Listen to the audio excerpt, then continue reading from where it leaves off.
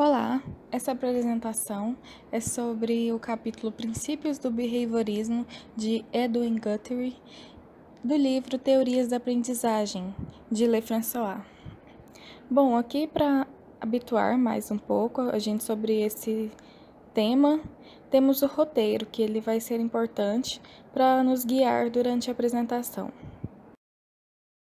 De início, temos o esquema integrado do texto citado anteriormente, e acho bastante interessante nós observarmos que esse tipo de esquema, ele é um método de aprendizagem bastante eficaz, uma vez que ele permite que nós relacionemos as palavras e conecte o conhecimento, possibilitando fazer a leitura desse esquema em diversas direções.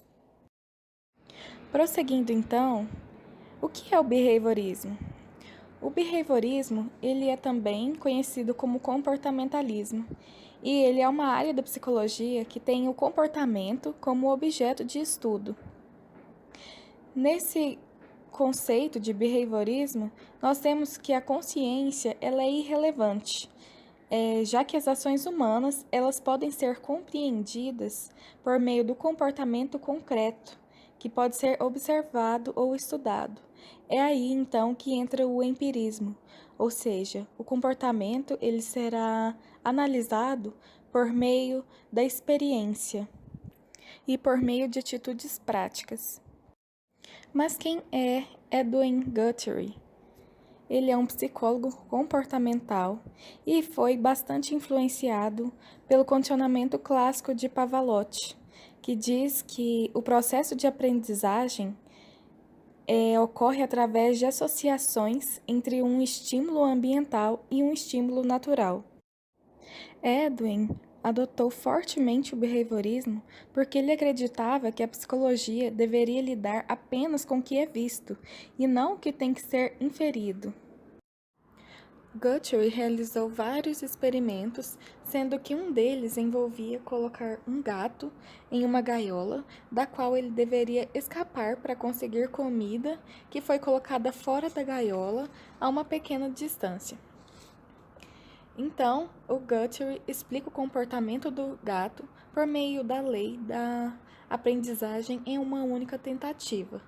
Sendo que essa lei, ela diz que quando um organismo faz alguma coisa em determinada ocasião, ele tende a fazer exatamente a mesma coisa se a situação se repetir. Ou seja, com outras palavras, se um estímulo levar a uma resposta específica agora, levará a mesma resposta no futuro. Então, assim, a aprendizagem ocorre e se completa numa única tentativa. Além disso, Guthrie ele fala sobre a importância da prática, que consiste basicamente na repetição e necessidade de executar um ato em várias circunstâncias e em diferentes combinações de estímulos. Assim, haverá maior probabilidade de que ela venha a se repetir numa determinada situação.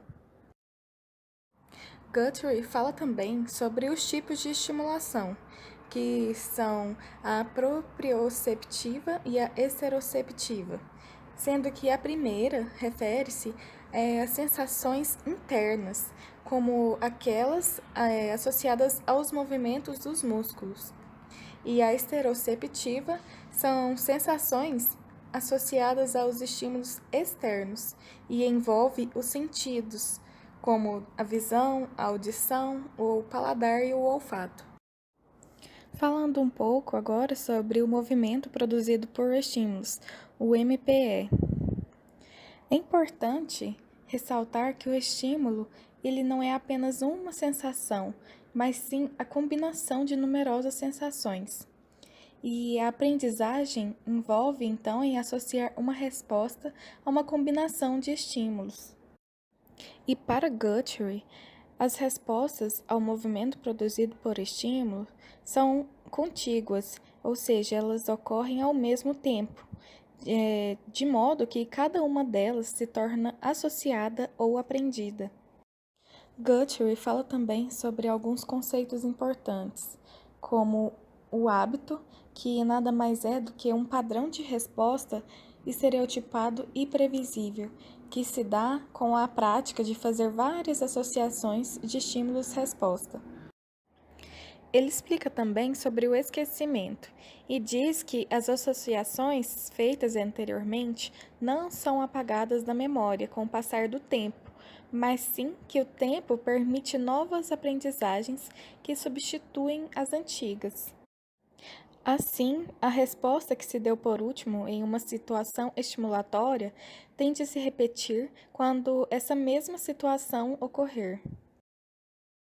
Além disso, o Guthrie também ressalta sobre a importância da recompensa na aprendizagem, sendo que o papel dela não é reforçar a ligação entre o estímulo e a resposta, mas sim ela muda a situação estimulatória, impedindo que se aprenda algo diferente.